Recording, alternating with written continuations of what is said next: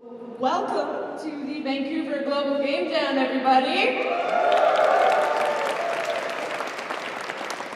We're about to jam like it hasn't been jammed before. I'm so excited about being here. You're gonna in this 48-hour game jam. We're gonna start push the boundaries of game design. It's gonna be awesome. You'll see. Vancouver recently hosted the 2013 Video Game Jam, an event that pits contestants against the clock as they race to complete a working video game in just 2 days. A game jam is a collaborative event that brings together a wide range of interdisciplinary people, from programmers to artists to designers to audio engineers, in a weekend typically to see if they can take a game from concept to completion in that space of time. Every game jam has a theme that is revealed at the start. This year is the sound of a beating heart. At first I was very confused. I was like, what? It's just a sound? And then I said, oh, it's a heart. Oh. And then the ideas just start popping in. Boop, boop, boop, boop. So now they have a few minutes to come up with a game pitch based on the sound of a beating heart. Here is Rafael's pitch. So we're doing, get this, Poseidon versus the game jam. Poseidon is angry because she escaped. Now he's trying to destroy the game jam, making it rain over the computers, and she has to run around fix it. But then her heart rate starts going up, because it's stressful, and you can't let it all go all the way up, because if not, she dies and the game jam's over. So that's the game. They have less than 48 hours to transform the pitch into a working game. 16 hours later, after a long night, Rafa's team is feeling confident. We're doing pretty good. We're going to prototype right now. We just built it. It's working. It's always pretty cool. We tried to get it. There's no art assets. There's nothing there. It's just pure code and capsules and little spheres. But there is still a lot to do. Many participants have never worked together before. The time pressure is relentless. Some of them will not complete the video game before the deadline. Right now, this is the visual representation of the game jam area here, with all the computers, being killed by Lord Poseidon while making them drop water. And Kim, the sphere, has to go around fixing them before time runs out and they go black and they just die out.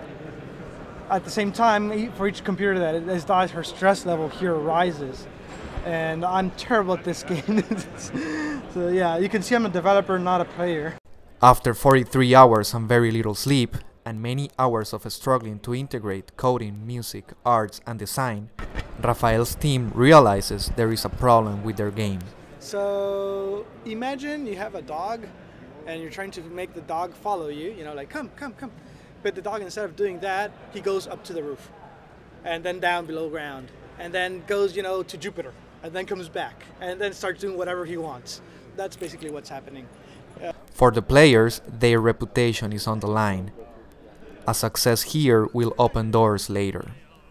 For the industry folks, it's a really great opportunity to see who's out there and who the up-and-comers are, who they may want to consider working with in the future. 1 hour before the deadline, Rafael's team still struggles to find the glitch in their game. The thing about game jams is that for me, the main idea is to try new stuff, create some crazy thing, and sometimes it will work and sometimes it won't work. So I'm not sure if she's going to manage to pull it off or not. I hope she does. But if not, it doesn't matter. We still tried. We tried to push the boundary, and that's what's important. Just 10 minutes before the deadline, they found the problem. A single coding error, quickly fixed by the team's programmer.